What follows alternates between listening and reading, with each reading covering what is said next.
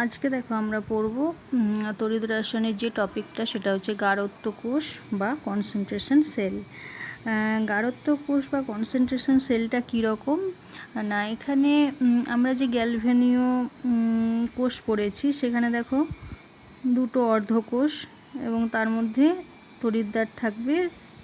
দুটো অর্ধকোষকে আমরা পরিবাহী তার দ্বারা যুক্ত করি। এবার গাঢ়ত্ব কোষের ক্ষেত্রে এবার এটা এই ধরনের হয়, একে পরিবাহী তার দ্বারা এইভাবে চাবি এবং ভোল্ট মিটারের সাহায্যে এটাকে যুক্ত করলে কি হয়, রাসায়নিক এখানে তড়িৎদ্বার আর এই তড়িৎ বিশ্লেষ্য যে দ্রবণ এবং এই তড়িৎদ্বার এবং তড়িৎ বিশ্লেষ্য দ্রবণ দুটোর মধ্যে বিভিন্ন ধরনের রাসায়নিক বিক্রিয়া ঘটে কি হয়, তড়িৎ উৎপন্ন হয়। আর এটা বাঁ দিকটা সবসময় অ্যানোড লিখি আমরা, আর ডান দিকটা ক্যাথোড।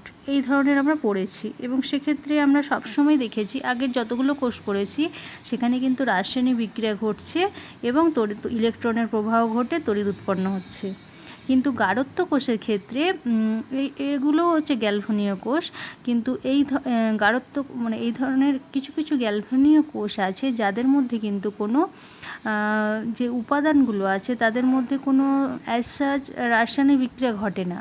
তাহলে কি হয় না, উপাদানগুলোর স্থানান্তর ঘটে বা পদার্থের স্থানান্তর ঘটে, মানে এক তড়িৎদ্বার থেকে অপর তড়িৎদ্বারে পদার্থের স্থানান্তর ঘটবে, মানে রাসায়নিক কোনো পরিবর্তন হবে না যে নতুন একটা পদার্থ উৎপন্ন হয়ে গেল বা একটা তড়িৎদ্বার ক্ষয়প্রাপ্ত হলো সলিউশনের, এই ধরনের কিছু হয় না, বা নতুন পদার্থ উৎপন্ন হয় সেই ধরনের কোনো ঘটনা ঘটে না। তাহলে কি হয় না, তো একটা তড়িৎদ্বারের থেকে অন্য তড়িৎদ্বারে পদার্থের আদান প্রদান ঘটে এবং যে মুক্ত শক্তি, যেটা তোমরা থার্মোডিনামিক্সে পড়েছিলে, মুক্ত শক্তির হ্রাস ঘটে এবং কি হয়, তড়িৎ উৎপন্ন হয়। মানে পদার্থের স্থানান্তরের ফলে যে মুক্ত শক্তি কমে যাচ্ছে, এর ফলেই কিন্তু তড়িৎটা উৎপন্ন হচ্ছে, মানে রাসায়নিক বিক্রিয়া সেই ধরনের কোনো বিক্রিয়া কিন্তু ঘটে না এই গাঢ়ত্ব কোষ বা কনসেন্ট্রেশন সেলে। এটাই হচ্ছে গাঢ়ত্ব কোষ। এবার ডিটেলসে আমরা গাঢ়ত্ব কোষ কাকে বলে আমরা এটা জানলাম, যে কোষের অভ্যন্তরে কোনো রাসায়নিক পরিবর্তন ঘটছে না, কিন্তু পদার্থের স্থানান্তরের ফলে তড়িৎ উৎপন্ন হচ্ছে, এটাই হচ্ছে গাঢ়ত্ব কোষ। এবার গাঢ়ত্ব কোষকে দুই ভাগে ভাগ করা যায়, আর কিভাবে গাঢ়ত্ব কোষগুলো তড়িৎ উৎপন্ন করছে বা তড়িৎচালক বল কত, সেই সম্পর্কে এবার আমরা জানব। দেখো আমরা গাঢ়ত্ব কোষের শ্রেণী বিভাগটা লিখে নিয়েছি, তড়িৎ বিশ্লেষ্য গাঢ়ত্ব কোষ আর তড়িৎদ্বার গাঢ়ত্ব কোষ। এবার প্রথম আমরা পড়ব 1 নাম্বার, যেটা তড়িৎ বিশ্লেষ্য গাঢ়ত্ব কোষটা কী বা কী তার বৈশিষ্ট্য। তড়িৎ বিশ্লেষ্য গাঢ়ত্ব কোষ, এই তড়িৎ বিশ্লেষ্য গাঢ়ত্ব কোষে কী বলা হয় না, দুটো যে অর্ধকোষ আমি প্রথমে যেটা এঁকেছি, দুটো অর্ধকোষ পুরো অভিন্ন, মানে কোনোটাই কিছু চেঞ্জ হবে না, মানে এই অ্যানোডের সাথে ক্যাথোডের মানে এই যে অর্ধকোষটা 1 নাম্বার এই 2 নম্বর, এই দুটো অর্ধকোষের মধ্যে সব কিছু একই থাকবে, শুধু আলাদা কি হবে, তড়িৎ বিশ্লেষ্য দ্রবণের গাঢ়ত্বটা শুধু আলাদা হবে। গাঢ়ত্বটা মানে এইটার গাঢ়ত্ব যা, এটার গাঢ়ত্ব কিন্তু এক হবে না। এছাড়া সব কিছু তড়িৎদ্বার এক হবে, তড়িৎ বিশ্লেষ্য পদার্থটাও এক হবে দুটোর ক্ষেত্রেই, শুধু দুটোর মধ্যে গাঢ়ত্বটা আলাদা। সেই ধরনের মানে গাঢ়ত্ব কোষকে বলা হচ্ছে তড়িৎ বিশ্লেষ্য গাঢ়ত্ব কোষ। কেমন রিপ্রেজেন্ট করি যদি আমরা সাংকেতিক প্রকাশের সাহায্যে, তাহলে দেখতে কেমন হবে, আমরা গ্যাস তড়িৎদ্বারকেও রিপ্রেজেন্ট করতে পারি গাঢ়ত্ব কোষ, আর তড়িৎ বিশ্লেষ্য গাঢ়ত্ব কোষ হিসেবে আবার ধাতুর ক্ষেত্রেও করা যায়। তাহলে আমরা প্রথম যেটা হাইড্রোজেন তড়িৎদ্বার দিয়ে যেটা, সেটার গাঢ়ত্ব কোষ যদি আমরা লিখতে চাই তাহলে কেমন হবে দেখে নাও। আমরা হাইড্রোজেনের তড়িৎদ্বারকে লিখেছি প্লাটিনাম, হাইড্রোজেন, এটা আমরা অ্যানোডটা লিখছি, এইটা অ্যানোডটা আমরা জানি প্রথমে ধাতুটাকে লিখতে হয়, তারপর তার আয়নটাকে, এটার কন্ডিশনটা বলে দিতে হবে, গ্যাস, এটার হচ্ছে 1 atm 1 অ্যাটমসফিয়ার প্রেসার। এরপর এটা H+ লিখতে পারো, HClও লিখতে পারো, ব্র্যাকেটে দিয়ে দাও C1 মোলার। গাঢ়ত্বটাকে মানে এর গাঢ়ত্ব কত সেটা কিন্তু আমরা বলে দিচ্ছি, ব্র্যাকেটের মধ্যে অবশ্যই বলে দিতে হবে যখন আমরা গাঢ়ত্ব কোষ লিখছি। এবার এখানে ডবল ভার্টিক্যাল লাইন দিয়ে দিলাম। এবার এটা অ্যানোড লেখা হয়ে গেছে। এবার ক্যাথোডটা ঠিক এর উল্টোটা, মানে এইখান থেকে শুরু হবে। H প্লাস, প্রথমে আয়নটা, এর গাঢ়ত্ব ধরো C2 মোলার, তারপরে H2 গ্যাস 1 অ্যাটমসফিয়ার আর প্লাটিনাম। দেখো এই যে অ্যানোড, এটা হচ্ছে অ্যানোড আর এটা হচ্ছে ক্যাথোড। এই যে দুটো হাইড্রোজেন তড়িৎদ্বার নিয়ে আমরা গাঢ়ত্ব কোষটা তৈরি করেছি, সেখানে দেখো অ্যানোডের সব সাথে ক্যাথোডের সব কিছু এক। প্লাটিনাম হচ্ছে ইলেকট্রন পরিবাহক, হাইড্রোজেন আর এই যে এটা হচ্ছে তড়িৎদ্বার, আর H প্লাসটা হচ্ছে সলিউশনে আছে, মানে তড়িৎ বিশ্লেষ্য দ্রবণে, সব কিছু এক। শুধুমাত্র এই H প্লাস আয়ন তড়িৎ বিশ্লেষ্য দ্রবণের গাঢ়ত্বটা এটার ক্ষেত্রে C1 আর এটার ক্ষেত্রে C2, এটা ছাড়া সব কিছু কিন্তু এক। তাই জন্য বলা হচ্ছে তড়িৎ বিশ্লেষ্য গাঢ়ত্ব কোষের ক্ষেত্রে দুটো অর্ধকোষ সব কিছু অভিন্ন থাকবে, শুধুমাত্র তড়িৎ বিশ্লেষ্য দ্রবণের গাঢ়ত্বটা শুধু আলাদা হবে এইটা।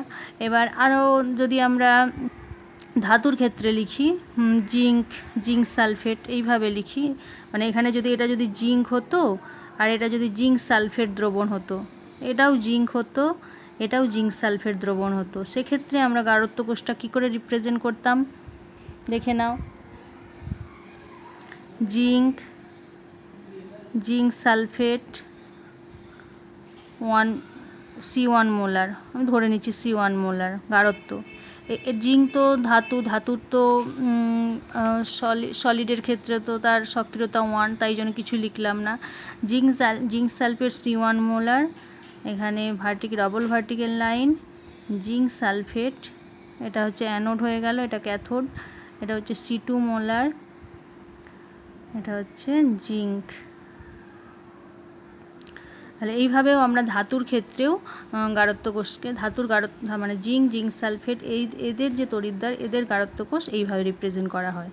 এবার আমরা যেটা করব, এই যে গাঢ়ত্ব কোষটা লিখেছি, এই গাঢ়ত্ব কোষের আমরা তড়িৎচালক বল নির্ণয় করব, ই সেল নির্ণয় করব, যেটা নার্স ইকুয়েশন থেকে আমরা নির্ণয় করতে শিখেছি, সেটা নির্ণয় করব।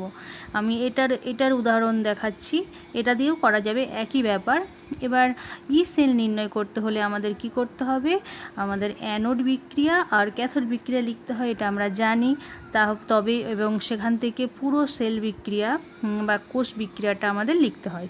প্রথমে আলাদা করে অ্যানোডে কী বিক্রিয়া করছে সেটা, তারপর ক্যাথোডে কী বিক্রিয়া হচ্ছে সেটা নির্ণয় করতে হবে, এবং দুটোকে যোগ করলে আমরা সমগ্র কোষ বিক্রিয়া পাবো, এবং সেখান থেকে আমরা নার্স ইকুয়েশন থেকে ই সেলের মান নির্ণয় করব। তাহলে প্রথম আমরা এইটা থেকে বার করছি অ্যানোড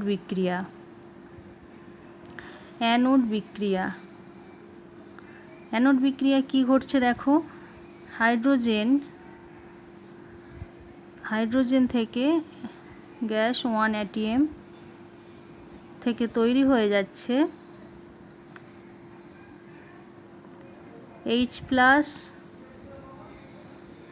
গাঢ়ত্বটা অবশ্যই উল্লেখ করতে হবে C1 মোলার। তাহলে হাইড্রোজেন থেকে H প্লাস হয় কিভাবে না, এটা যদি ইলেকট্রন বর্জন করে, অর্থাৎ প্লাস ই, এখানে যেহেতু একটা H প্লাস তৈরি হয়েছে, যেখানে হাফ H2, এইভাবে লিখলাম। এটা হচ্ছে অ্যানোড বিক্রিয়া। একই রকমভাবে ক্যাথোড বিক্রিয়ায় কি ঘটছে দেখো,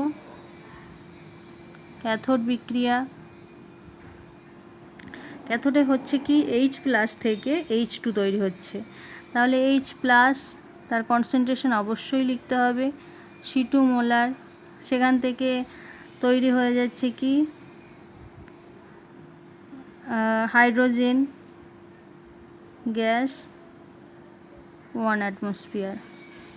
এখানে কিভাবে এটা হচ্ছে, এটা যদি একটা ইলেকট্রন গ্রহণ করে, আর এখানে যেহেতু একটা H প্লাস থেকে লিখেছি, তো এই জন্য এখানে হচ্ছে হাফ H2, তাহলে বিক্রিয়াটা হচ্ছে ব্যালেন্স করা হলো।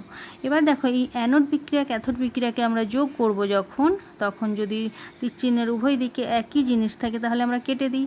দেখো কি কি একই জিনিস আছে, এইটা আর এইটা একই হচ্ছে, ইলেকট্রন একই হচ্ছে। তাহলে মেনলি বিক্রিয়াটা হচ্ছে দেখো H2 C2 মোলার থেকে হয়ে যাচ্ছে H প্লাস C1 মোলার, এটা তৈরি হয়ে যাচ্ছে। H প্লাস থেকে H প্লাসই হচ্ছে, শুধু গাঢ়ত্বটা চেঞ্জ হচ্ছে, গাঢ়ত্বটা চেঞ্জ হচ্ছে, আর কিছুই কিন্তু চেঞ্জ হচ্ছে না, এবং কোনো নতুন পদার্থ উৎপন্ন হচ্ছে না, কোনো আলাদা কিচ্ছু হচ্ছে না। H প্লাস ছিল, এখনও H প্লাসই আছে। তাহলে কি হচ্ছে না, শুধুমাত্র গাঢ়ত্ব C2 মোলার ছিল, সেটা C1 মোলার হয়েছে।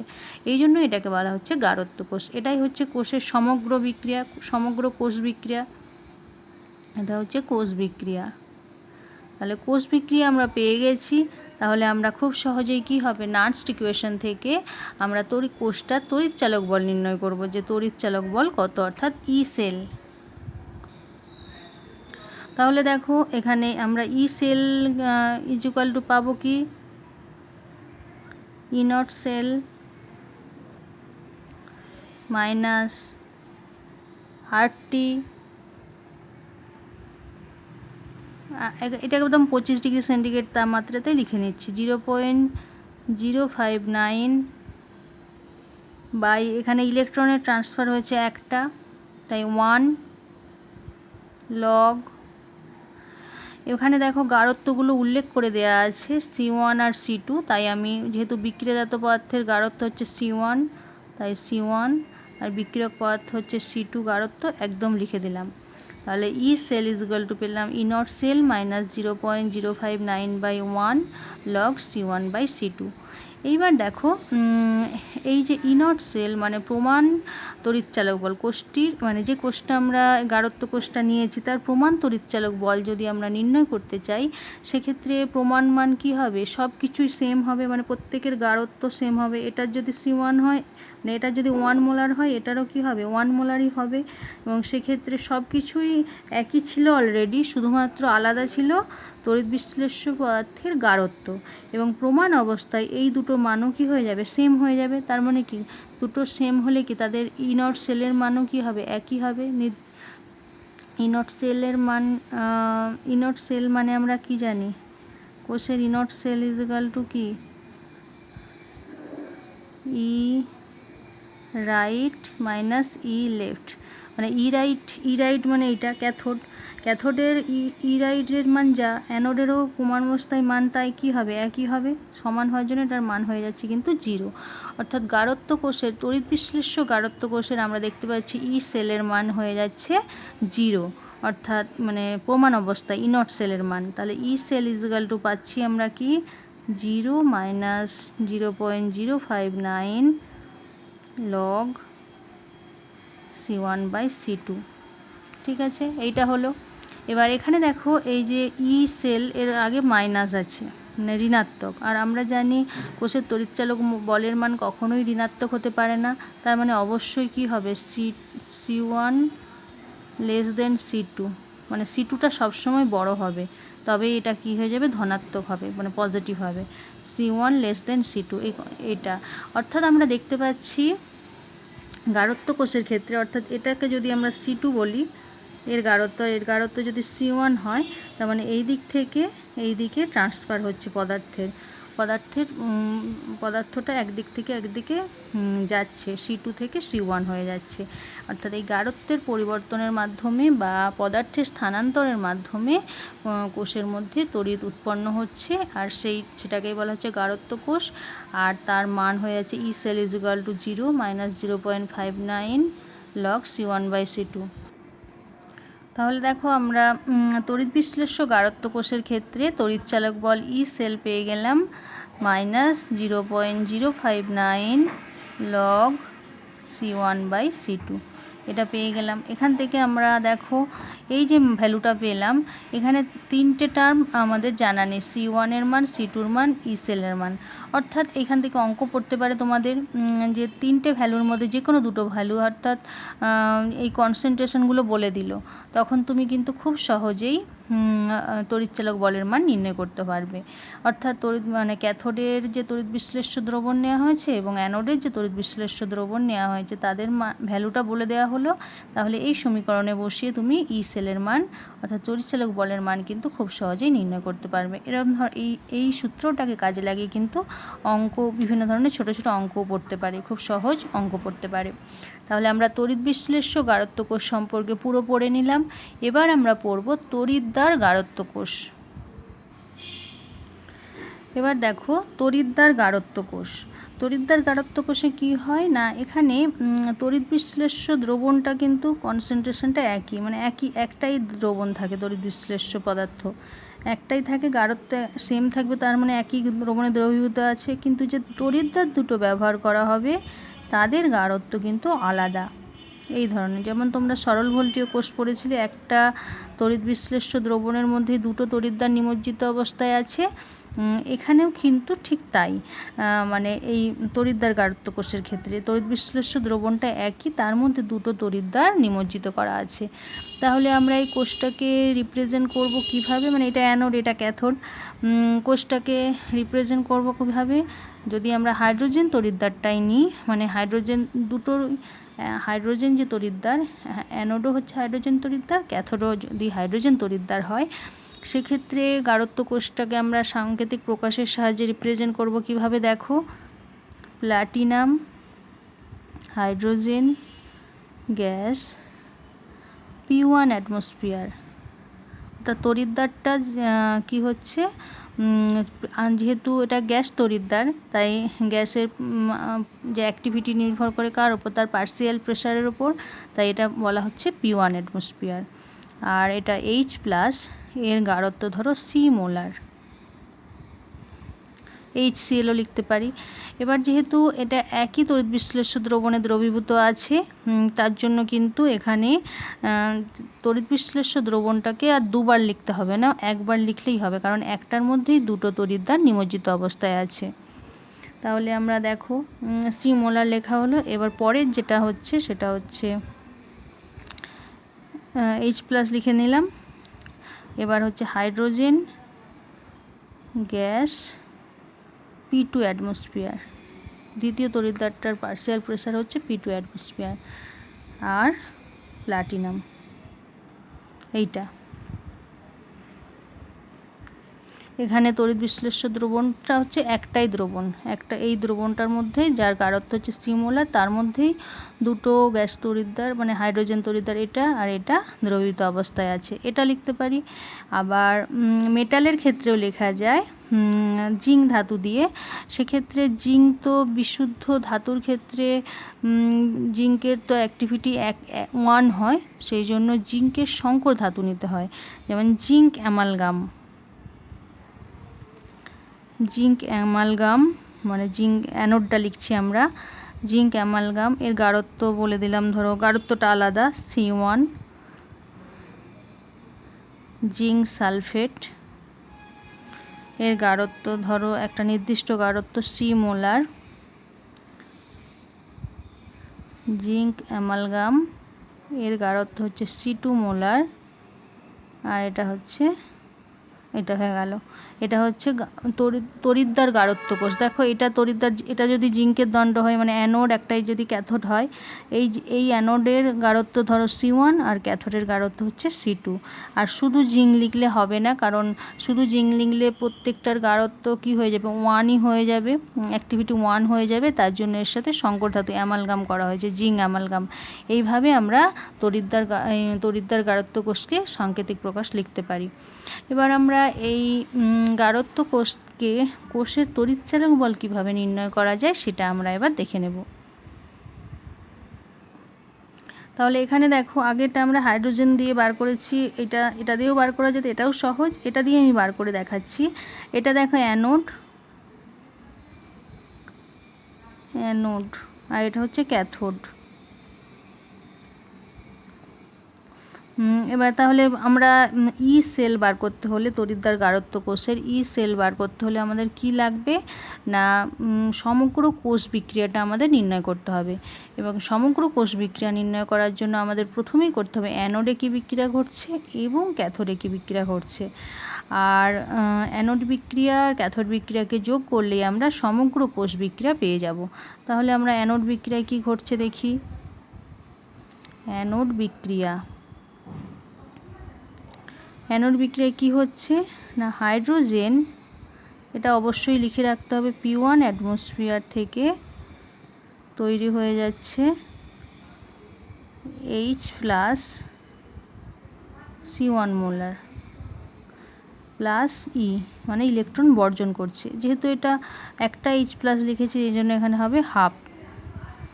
একই রকমভাবে দ্বিতীয়টার ক্ষেত্রে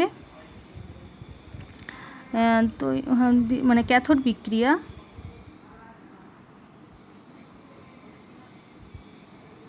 বিক্রিয়াতে কি হচ্ছে দেখো, H প্লাস C1 মোলার ছিল, সেখান থেকে তৈরি হয়ে যাচ্ছে H2 গ্যাস, P2 অ্যাটমসফিয়ার। এটা কিভাবে উৎপন্ন হচ্ছে, যদি এখানে ইলেকট্রন গ্রহণ করে, যেহেতু একটা H প্লাস লিখেছি এই জন্য এখানে হাফ হয়ে গেল। দেখো পুরো ব্যালেন্স হয়ে গেছে। এবার আমরা যদি যোগ করি অ্যানোড আর ক্যাথোড, তাহলে দেখো একই জিনিস কি আছে, H plus C1 molar, H plus C molar, electron সমান আছে। তাহলে পড়ে থাকছে কি, half H2 gas, P1 atmosphere,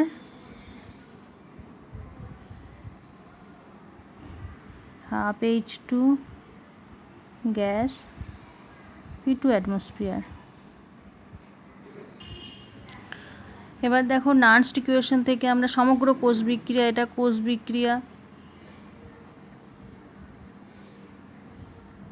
এবারে এই ইকুয়েশন থেকে আমরা কি খুব সহজেই নার্স্ট ইকুয়েশন থেকে আমরা তড়িৎচালক বল নির্ণয় করতে পারবো। ই সেল ইজিক্যাল টু কি, ই নট সেল, এটা 25 ডিগ্রি সেন্টিগ্রেড তাপমাত্রায়, ভ্যালুটাই লিখছি 0.059, একটা ইলেকট্রনের ট্রান্সফার হচ্ছে এই জন্য 1।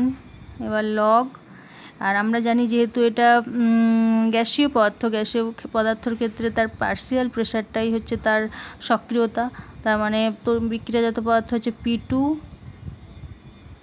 Two the power half by P1 to the power half এর P1। এবার দেখো যেহেতু দুটো যেটা তড়িৎদ্বার, প্রত্যেকটা তড়িৎদ্বারের যদি আমরা ই নট সেল বার করতে চাই, মানে প্রমাণ তড়িৎদ্বার বিভব, এক্ষেত্রেও সেটা 0 হবে, কারণ এখানে সব কিছুই কি তখন প্রমাণ অবস্থাতে কি হবে, সব কিছুই উপাদানগুলোর যে ভ্যালুটা সেটা কি হয়ে যাবে, 1 হয়ে যাবে, একই হয়ে যাবে। এখানে তো সব কিছুই একই ছিল, শুধুমাত্র আলাদা ছিল কি, যে হাইড্রোজেনের পার্সিয়াল প্রেশারটা আলাদা দেওয়া হয়েছিল, তারপর সব কিছু একই। কিন্তু যখন প্রমাণ অবস্থা ধরে নেওয়া হবে তখন এটাও সেম হয়ে যাবে। তার মানে এর যা বিজারণ বিভবের মান হবে, এরও বিজারণ বিভবের মান কি হবে, সেম হবে, এবং দুটোকে বিয়োগ করলে মান কি হবে, 0। মানে সেম জিনিসকে যদি বিয়োগ করি তখন কি আসবে, 0। তার মানে এক্ষেত্রেও ই নট সেলের মান 0, অর্থাৎ 0 মাইনাস 0.059 লগ, এটাকে আমরা লিখতে পারি P2 by P1 to the power half, এটা লেখা যায়। তার মানে ই সেল, 0টা আমরা না লিখতে পারি, ই সেল ইজিক্যাল টু আমরা পেয়ে যাচ্ছি minus 0.059 log P2 by P1 এর whole to the power half. অর্থাৎ দুটো গাঢ়ত্ব কোষ, দু ধরনের যে পড়লাম, তড়িৎ বিশ্লেষ্য গাঢ়ত্ব কোষ এবং তড়িৎদ্বার গাঢ়ত্ব কোষ, উভয়ের ক্ষেত্রেই কিন্তু ই নট সেল, যেটা প্রমাণ কোষ বিভব, তার মান কিন্তু সবসময় 0 হচ্ছে। তাহলে এই ইকুয়েশনে যদি এই P2 P1 পার্সিয়াল প্রেশার বলে দেওয়া থাকে, তাহলে আমরা ওই কোষটার ই সেল অর্থাৎ তড়িৎচালক বলের মান নির্ণয় করতে পারবো। এবার দেখো একটা উদাহরণ নিয়েছি, একটা অঙ্ক বলতে পারো। দেখো 25 ডিগ্রি সেন্টিগ্রেড উষ্ণতায় নিম্নলিখিত গাঢ়ত্ব কোষটি তড়িৎচালক বল নির্ণয় করো। একটা গাঢ়ত্ব কোষ দিয়ে দেওয়া আছে এবং দেখেই বুঝতে পারছি এটা কী ধরনের গাঢ়ত্ব কোষ, তড়িৎ বিশ্লেষ্য গাঢ়ত্ব কোষ। কারণ এই যে তড়িৎ বিশ্লেষ্য পদার্থ, এর যে গাঢ়ত্বটা শুধু আলাদা, তারপর সব কিছুই একই আছে, তাই এটা তড়িৎ বিশ্লেষ্য গাঢ়ত্ব কোষ। এই তড়িৎ বিশ্লেষ্য গাঢ়ত্ব কোষটির তড়িৎচালক বলের মান নির্ণয় করতে বলা হয়েছে। তাহলে আমরা প্রথমে কি করব, অ্যানোড এটা, আর এটা হচ্ছে ক্যাথোড। অ্যানোড বিক্রিয়া লিখব, অ্যানোড বিক্রিয়াটা আর ক্যাথোড বিক্রিয়াটা কেন লিখতে হচ্ছে, কারণ ইলেকট্রন সংখ্যাটা কিন্তু জানার জন্য। অ্যানোড বিক্রিয়া কি পাচ্ছি, অ্যানোডে জিঙ্ক থেকে তৈরি হয়ে যাচ্ছে কি, জিঙ্ক থেকে তৈরি হচ্ছে জিঙ্ক 2+, মানে জিঙ্ক সালফেটের তো কোনো চেঞ্জ হচ্ছে না, জিঙ্ক 2+। এর গাঢ়ত্ব কত বলে দেওয়া আছে, 0.05 মোলার। গাঢ়ত্বটা অবশ্যই লিখতে হবে গাঢ়ত্ব কোষের ক্ষেত্রে। এটা কিভাবে উৎপন্ন হচ্ছে না, দুটো ইলেকট্রন বর্জন করে। এবার ক্যাথোড বিক্রিয়া কি হচ্ছে, জিঙ্ক 2+, যার গাঢ়ত্ব 0.5 মোলার, সেখান থেকে তৈরি হয়ে যাচ্ছে জিঙ্ক ধাতু তৈরি হচ্ছে। গাঢ়ত্ব এর তো সক্রিয়তা 1। এইখান থেকে এটা কিভাবে তৈরি হচ্ছে, এটা যদি দুটো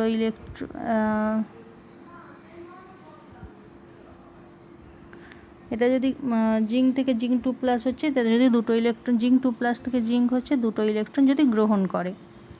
এবার এটাকে যদি আমরা যোগ করি তবে আমরা সমগ্র কোষ বিক্রিয়া পাবো। এখানে কি কি সেম হচ্ছে, এইটা জিঙ্ক জিঙ্ক কেটে যাবে, 2 ইলেকট্রন কেটে যাবে, তাহলে আমরা পাচ্ছি জিঙ্ক 2+, যেটার গাঢ়ত্ব 0.5 মোলার,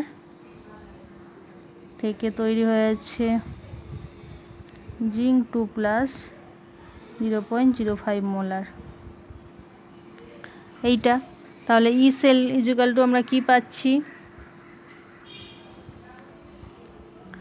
ই সেল ইজিক্যাল টু আমরা জানি কি, এটা ই নট সেল তো থাকে না, -0.059। এখানে এন এর মান হচ্ছে 2, দুটো ইলেকট্রন বর্জিত হয়েছে, মানে গৃহীত বা বর্জিত হয়েছে, লগ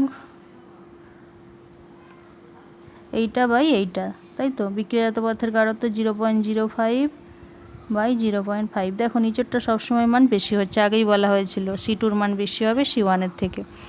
এবার এটার ক্যালকুলেশন করলে যেটার মান বেরোবে, ই সেলের মান বেরিয়ে যাবে।